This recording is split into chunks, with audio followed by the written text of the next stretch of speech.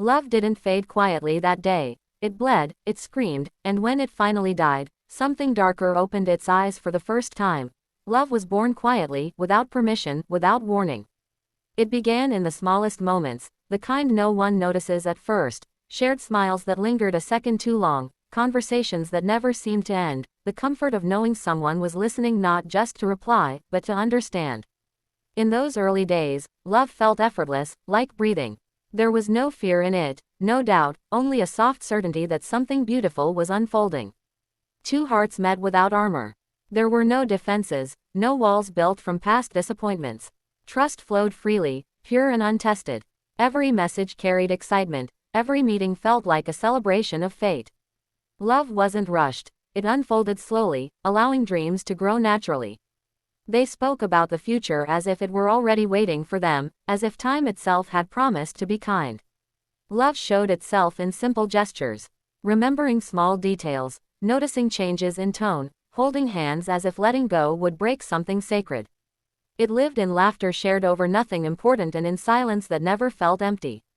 Love didn't demand perfection, it accepted flaws and turned them into reasons to stay.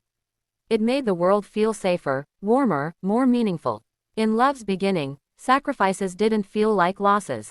Giving time, energy, and emotion felt natural because love returned everything in reassurance. There was comfort in knowing someone chose you every day, not out of obligation, but desire.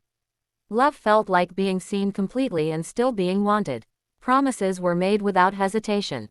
Not grand vows, but quiet ones, always answering calls, always making space, always trying. Love was patient then, forgiving even the smallest mistakes because the bond felt unbreakable. The heart believed it had found its home. Love had a way of softening everything it touched. Anger faded faster, loneliness disappeared, and the future looked kinder. In those moments, love felt eternal, immune to change or betrayal. It felt like a story meant to last, written in trust and hope, sealed by two hearts that believed nothing could ever pull them apart. Betrayal never arrived as a storm. It came quietly, disguised as distance, as hesitation, as pauses that lasted a little too long. The love that once flowed freely began to hesitate, and that hesitation carried a weight the heart could feel before the mind could explain.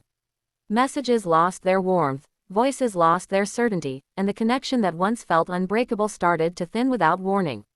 Trust doesn't shatter all at once. It fractures slowly, through moments that feel wrong but are easy to ignore. There were excuses that sounded reasonable, smiles that didn't reach the eyes, reassurances that felt rehearsed. Love tried to hold on, tried to believe, tried to protect what it had built, even as doubt slipped quietly into the space between them.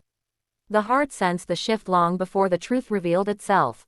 The betrayal wasn't only in the act itself, but in the realization that honesty had been replaced by convenience. Secrets grew where openness once lived. Words were chosen carefully, not to comfort, but to conceal. Love became uncertain of its place, questioning its worth, replaying memories in search of the moment everything changed. When the truth finally surfaced, it didn't explode, it collapsed. The weight of realization pressed down, stealing breath, blurring vision, turning memories into sharp reminders of what was lost. Love felt foolish for trusting so deeply, for believing in promises that now sounded hollow. The heart struggled to accept that the person it loved had become the source of its pain. Betrayal reshaped every memory. Moments once cherished now felt stained with doubt. Laughter echoed with disbelief. Affection felt borrowed, no longer sacred. Love began to question itself, wondering if it had been blind or simply too honest for a world that rewards deception. The deepest wound was not anger, but disbelief. The shock of understanding that someone once trusted with everything could choose to break it so completely. Love didn't just feel hurt, it felt displaced, as if it no longer belonged anywhere. What once felt safe became unfamiliar, and the heart, still full of love, found itself standing alone in the aftermath of shattered faith. Grief settled in slowly, like a cold that seeps into the bones without being noticed at first. It wasn't loud or dramatic, it was heavy and constant, pressing against the heart with every breath. The absence of love became more painful than its loss, because the silence left behind had no answers. Mornings felt empty, nights stretched endlessly, and memories returned uninvited, replaying what once was with cruel clarity. Tears came without warning, but even they began to dry up, replaced by a numbness that felt more frightening than pain. Love, once warm and alive, turned distant and unreachable. The heart learned how to survive without hope, how to function without feeling. Smiles became practiced, conversations became shallow, and emotions were carefully hidden behind calm expressions. Anger followed grief quietly, not the explosive kind, but a steady, burning resentment that lived beneath the surface. It wasn't directed outward at first, it turned inward, questioning every choice, every moment of trust. The heart blamed itself for loving too deeply, for ignoring signs, for believing that love alone could protect it from betrayal. Grief hardened with time. What once felt like unbearable sadness slowly transformed into something colder, sharper, more controlled. The softness that love created began to fade, replaced by emotional distance. Vulnerability felt dangerous now, something to be avoided rather than embraced. The heart built walls not to keep others out, but to keep itself from feeling again.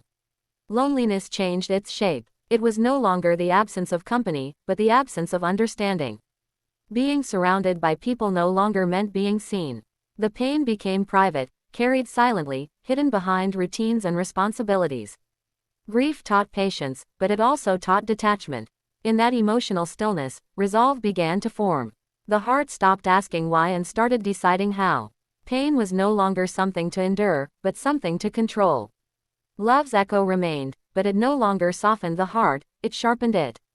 Grief no longer wept. It watched, it waited, and it learned how to survive without mercy. Revenge did not arrive with chaos or fury. It arrived calmly, wearing the mask of strength. After grief had exhausted itself, after tears and anger had both fallen silent, something deliberate took their place. Love, once tender and selfless, transformed into determination. The heart no longer wanted explanations or closure, it wanted control. Revenge felt like reclaiming power that had been taken away. It began as self-improvement, not destruction. Becoming stronger, more disciplined, more distant. Every step forward felt like a quiet message sent into the past. Revenge did not seek confrontation, it sought transformation. The heart learned to channel pain into purpose, to turn emotional wounds into fuel. Love's vulnerability was replaced by precision. Revenge spoke softly. It said survival meant never needing the one who caused the pain. It whispered that success was the loudest answer, that indifference cut deeper than anger. The heart learned to withhold affection, to guard emotions carefully, to love only on its own terms. Trust became conditional, earned slowly, and never given freely again. There was a strange comfort in this new identity. Revenge offered clarity where love once offered chaos. It promised safety in control and strength in distance. The heart felt untouchable, armored by self-respect and discipline. Feelings were no longer allowed to wander freely, they were monitored, restrained, measured. Yet revenge was still tied to love. Every achievement carried a memory. Every moment of confidence was built on past hurt. The desire to be seen, to be missed, to be regretted lingered beneath the surface. Revenge fed on love's remains, shaping itself from what was left behind. This version of strength did not crave forgiveness. It thrived on silence and absence. Revenge was not about harming the other, it was about becoming someone they could never reach again. Love had once opened the heart without fear, revenge closed it with intention. What looked like power was actually protection, carefully crafted from loss and disappointment, standing guard where love once lived. When revenge finally stood where love once lived, the emptiness became impossible to ignore. Victory did not feel the way it was imagined. The heart had become stronger, more guarded, more disciplined, yet something essential was missing. Revenge had protected the wounds, but it had not healed them. The silence that followed was heavier than grief, because there was no enemy left to blame, no goal left to chase. The cost revealed itself slowly. Joy felt distant, muted, as if experienced through a barrier. Connections remained shallow, carefully controlled, never allowed to reach the depth love once occupied. The heart knew how to survive, but it had forgotten how to feel without fear. Revenge demanded constant alertness, a watchful state that never truly rested. Memories returned differently now. They no longer caused sharp pain, but they carried regret. Not for loving, but for what love had turned into. The realization settled in that revenge had kept the past alive longer than love ever did. Every guarded response, every emotional withdrawal, was still shaped by what had been lost. Strength, once empowering, began to feel isolating. Being untouchable also meant being unreachable. The heart had learned how to stand alone, but not how to let someone stand beside it.